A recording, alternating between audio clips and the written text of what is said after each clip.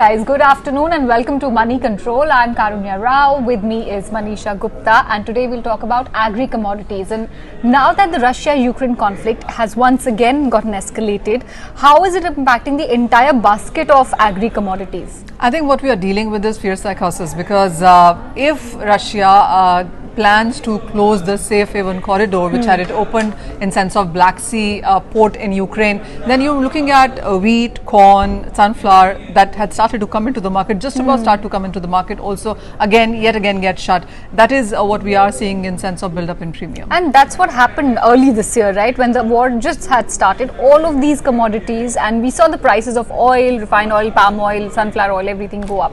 So right now, what are the prices indicating, and how much have they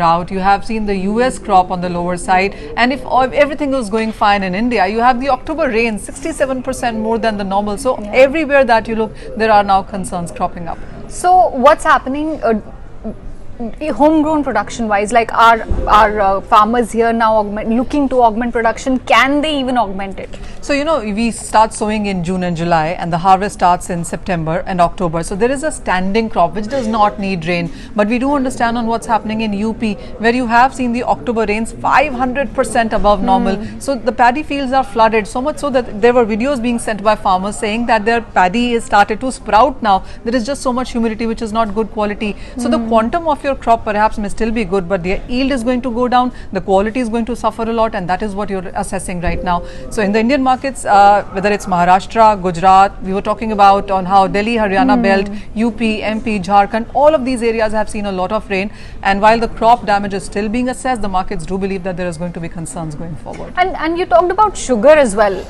Does Russia-Ukraine angle impact that, or is there a production related? So that is more to do with Indian markets really, because for sugar, the thing is that you have seen the crude oil prices jump up by 15% in last 1 week. So yet again, it does look lucrative for cane growers to give it to biodiesel rather than for sugar. That is where the sugar gains are coming in from. Okay. So net in terms of price rise, coming to the bottom line of it, what all commodities or what all FMCG or consumable products do we stand to get impacted on? I mean, the viewers who are watching us, what should they be ready for, especially ahead of festive season? Kya महंगा होगा? Sab kuch. So even as the government has put out a lot of measures, and we've seen those export duties and export prohibitions, etc. But even with that, after that having been digested, you are looking at many of these commodity prices actually trading on the higher side. So sugar, for example, if you look at the sugar stocks as well, they are running up today. So while we are exporting for, waiting for the export quota that would be released or announced by the second or third week of October before Diwali for sure. But you have seen sugar prices gain up, because the international markets have seen sugar prices gain up by 7% in last 1 week. That is where the strength comes in from.